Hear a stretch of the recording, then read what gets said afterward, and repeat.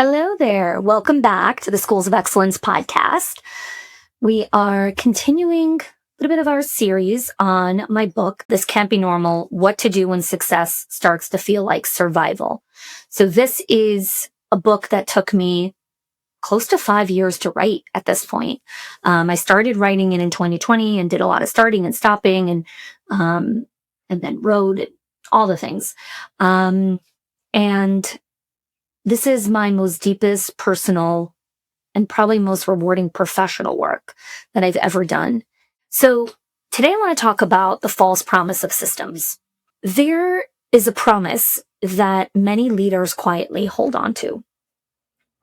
And that is, once I train the team, I'll finally be able to rest. And this is one of the false promise of systems. I talk about this in chapter 2 of my book, The False Promise of Systems. And there's this feeling around, I just want to stop carrying everything alone. Like I want to stop being the person that is responsible for everything. I want partnership. I want real ownership. And leaders train, clarify, document, explain things again and again and again and again, because they keep telling themselves, like, once they really get it, like, once they really understand it, because right now they still don't understand it, but once they really understand it, that's the missing link. Then rest is here. Relief is here. Peace is here. But here you are, still answering questions, still holding pressure, still feeling responsible for outcomes that you are actually not responsible for. And I want to say this really gently, really kindly, and really clearly, okay? You did not misunderstand leadership. You believed a promise that confused training with behavior change. Training with behavior change. Training, teaching, coaching, mentoring, guiding. Those things are not behavior change. They can lead to behavior change, and sometimes it does and sometimes it doesn't. But you cannot measure your leadership by, well, the person's in the middle of being mentored. Okay, but are they changing their behavior? Are there new actions that are following training? Because if not, you're going to be in this loop forever. And that's a really harsh reality to sit with. And I want to respect the fact that hearing this will bring up resistance, because this promise is so baked into the psyche of leadership. It is so baked into how leadership gets trained that just train them more. You just didn't give them the right SOP. You just need to give them the right policy. You're missing step 79 in your checklist. Once you have that, then they're going to perform. Then they're going to do better. Then you're going to actually not have to carry this weight. And that's not true. Because if it is true, you wouldn't be carrying the weight. Because you've already trained and you've already documented and you've already done every professional development and you've already done every SOP process system and everything, and you're still carrying the weight. And I want to sit here with you and give you a proverbial hug that there is nothing wrong with you, and there is nothing wrong with your training or your systems or your processes or your checklists. It is a false promise that systems create clarity, or that systems are actually going to solve your accountability issue, or that a process or a checklist or a reward system or a bonus or a raise or a profit sharing is going to move people into different action. It doesn't. And that's a very, very difficult reality to sit with, because it doesn't. It just doesn't. Training matters. Systems matter. I have all of those things, and I believe that every school should have them. But training transfers knowledge. It does not transfer ownership. Training transfers knowledge. It does not transfer ownership. Ownership comes at the edge of their comfort zone. When they meet their capacity, come face to face with it and like, oh, this is my growth edge. This is my capacity. I can't do this right now. I have to make a different move. I have to change my behavior. I have to change the way that I'm actually showing up. Oh, well, that's a totally different ask of me now. Leaders train and then they wait. They wait for fewer questions, fewer escalations, fewer emotional handoffs, but the handoffs keep coming and the questions keep coming and the escalations keep coming. There's a little bit less, but they're still there. Not because your people didn't learn, but because learning doesn't change the pattern. You need to change the pattern of behavior. So let me ask you a question. When a task is late, when a standard slips, when someone gets overwhelmed, what shows up first? Is it ownership? I did that. I was late. I see that going to be late on this task. Is there preemptive initiation? Is there ownership? Is there accountability? Or is there something what I call performing confusion? Because most leaders I work with don't have untrained teams. Their teams are actually trained to death. They have teams that are performing confusion. And I'll explain what performing confusion is because that distinction is really important to understand. Okay? Not all confusion is real. Actually, most confusion is not real.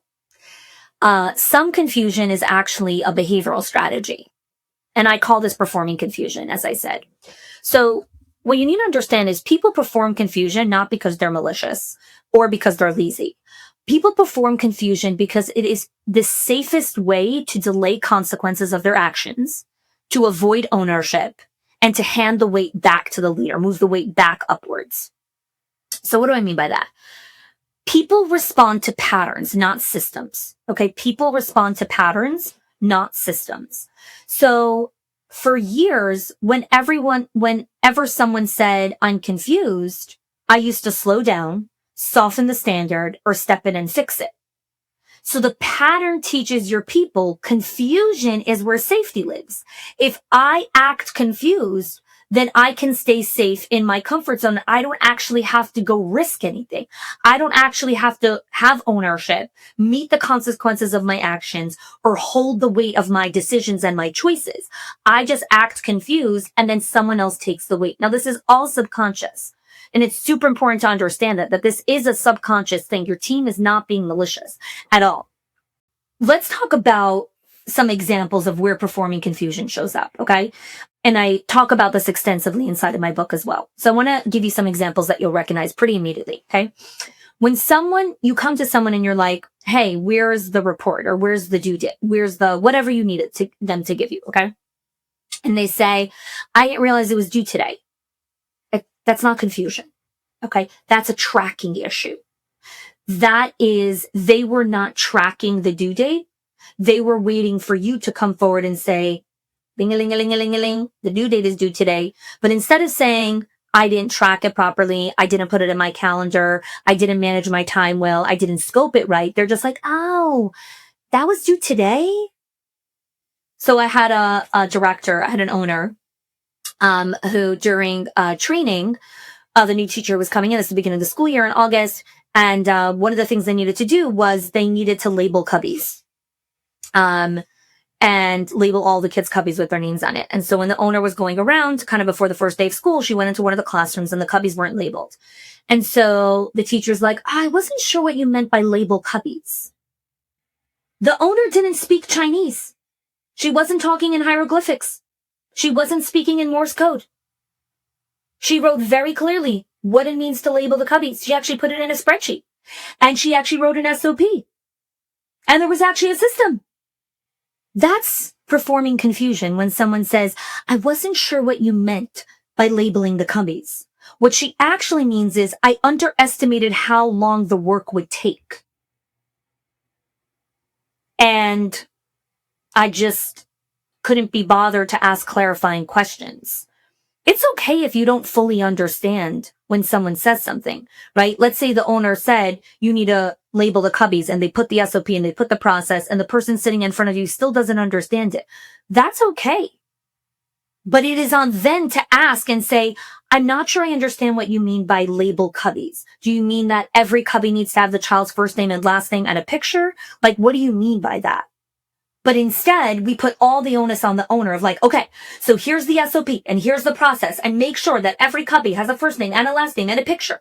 And she did all of that, and the person still didn't do it. Which comes to show you this is not a systems issue, a process, or an SOP issue. It is a performing confusion issue. She saw very clearly she can read English from when she was 7 years old. She has reading comprehension. She has a high school diploma. She actually has a master's degree. She knows how to read English. And in the English SOP, it said, label cubbies. Every cubby should have a child's first name, last name, and picture of the child.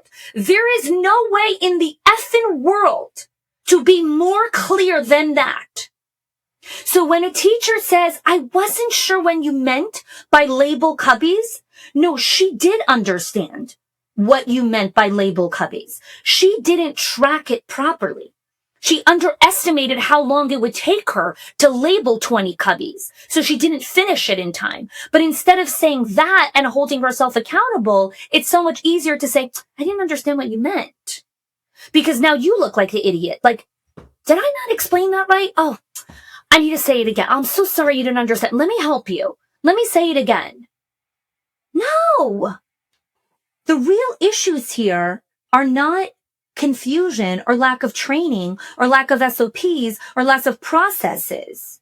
It's they underestimated how long it would take and they needed help scaffolding it and breaking it down, but they didn't ask for scaffolding and breaking it down.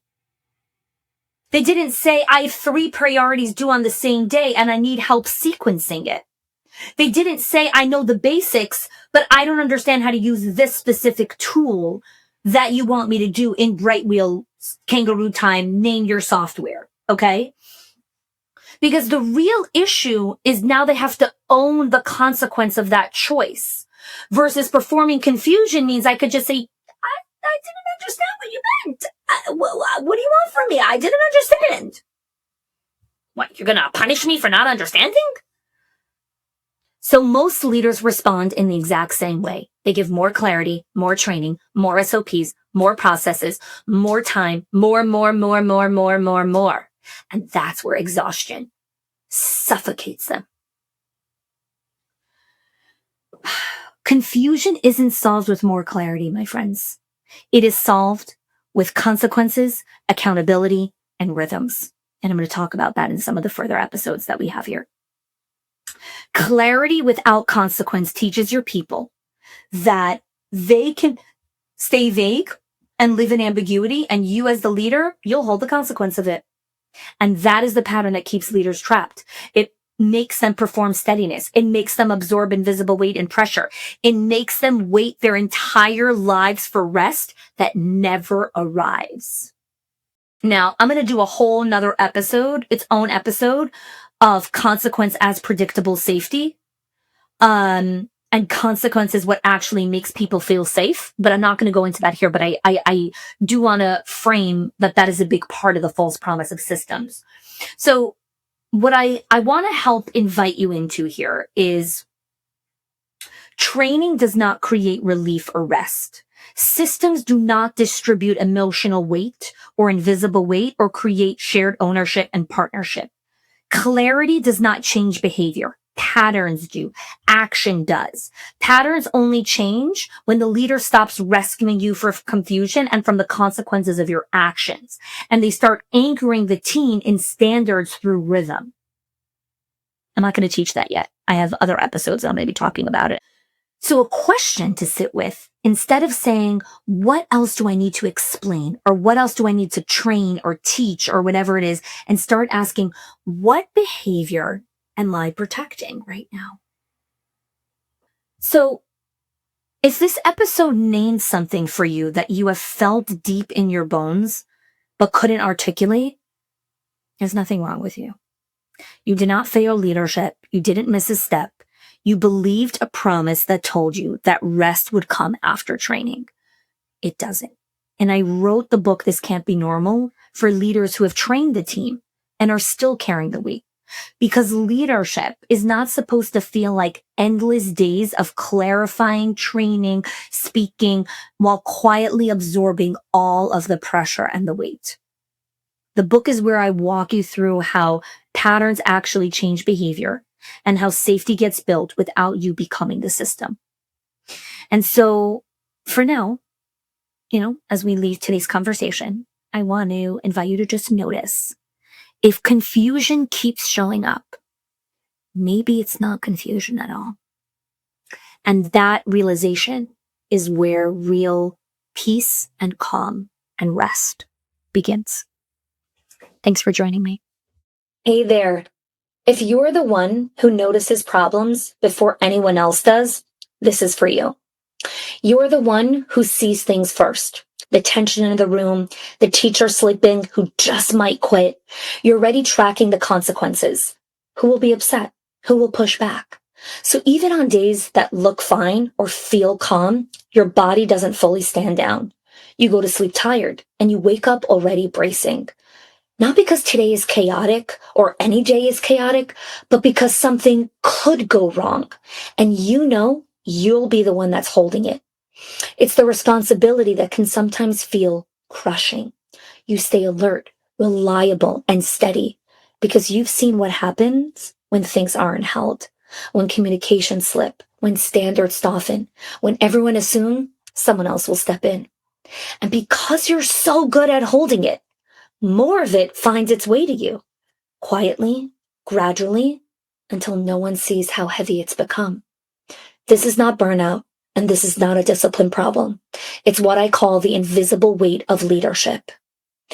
If you see yourself in this, or even if your breath changed just a little bit, that's enough. And if you want to keep going and learn more, the opening chapter of my book, This Can't Be Normal, What to Do When Success Starts to Feel Like Survival. My book continues this conversation.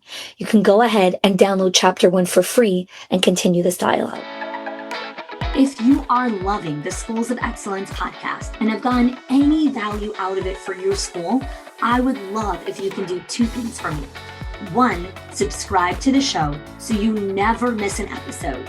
And 2, can you please leave us a review? Reviews help other school leaders know that this is the place to learn how to build a school of excellence. And I would be so grateful if you can do that for us. Your help and support makes this show to be able to be listened by the thousands of other school leaders all around the world. Thanks so much for listening, for giving us your time and attention each and every week, and I appreciate that you have joined us.